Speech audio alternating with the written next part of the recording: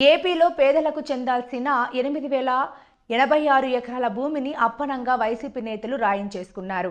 కడప జిల్లాలో 3,357 మందికి 5,796 ఎకరాలు, కర్నూలు జిల్లాలో 856 మందికి 1,145 ఎకరాలు, అనంతపురం జిల్లాలో 3,471 మందికి 5,554 ఎకరాలు. ఇలా సాగిన ఆ దోపిడీ విలువ 1,300 కోట్లు. పేదలకు ప్రభుత్వం ఇచ్చిన ఎన్సెడ్ భూములను వైకాపా హయాంలో పెద్దలు చౌకగా కొనేశారు అని సీఎం చంద్రబాబు ఆరోపించారు.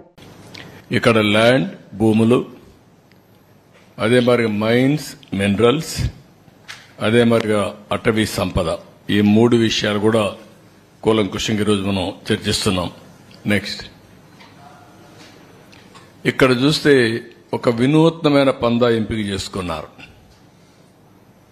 నేరస్తులు, అందులో కూడా ఆర్థిక ఉగ్రవాదులు. ఎలాంటి పందాన్ని ఎంపిక చేసుకుంటారు కొనికి ఇది ఒక ఉదాహరణ.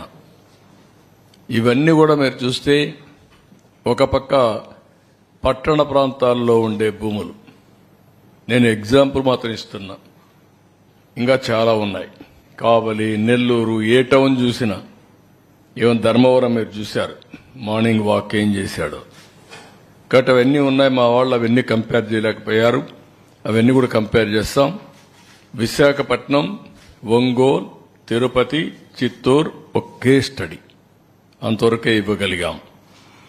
అదే మరి కొత్తగా ఒక మెథడ్ ఎస్టాబ్లిష్ చేశారు, హౌస్ సైట్స్ పేరుతో ఎక్కడికక్కడ ఇష్టానుసారంగా అధికార దుర్వినియోగం చేసి ఆ కొండే భూమిని ముందే వీళ్ళు కొంటారు, ఒక స్మాల్ ట్రాన్సాక్షన్ చేస్తారు. ఆ ట్రాన్సాక్షన్ అబ్నార్మల్ గా చేస్తారు, అదే మార్కెట్ రేటుగా చూపిస్తారు, దానికి 2.5 times డబ్బులు ఇస్తారు. అంటే ఇది ఒక పెద్ద ఫ్రాడ్ చేసే పరిస్థితికి వచ్చారు. అవి కూడా ఎక్స్ప్లెయిన్ చేస్తాం కొన్నిటి వరకు. ఇంకొక పక్కన వీళ్ళ ఆఫీసులకి ఇచ్చేటప్పుడు అన్ని ఆఫీసులకి ఇవ్వాలి, ఇక్కడుండే మీడియాకు కూడా మీకు కూడా ఎస్టాబ్లిష్ చేయలేకపోయారు. 22 ఆఫీసులు, 41 ఎకరా, ఎక్కడికక్కడ ఒక అడ్వాన్స్ ప్యాలెస్లు కట్టేసే పరిస్థితికి వచ్చారు. ప్రజాస్వామ్యానికే గంతలు కట్టే పరిస్థితికి వచ్చారు. మీ అందరూ కూడా ఎవరు ఎక్స్పెక్ట్ చేయనటువంటి పరిణామం తీసుకొచ్చారు.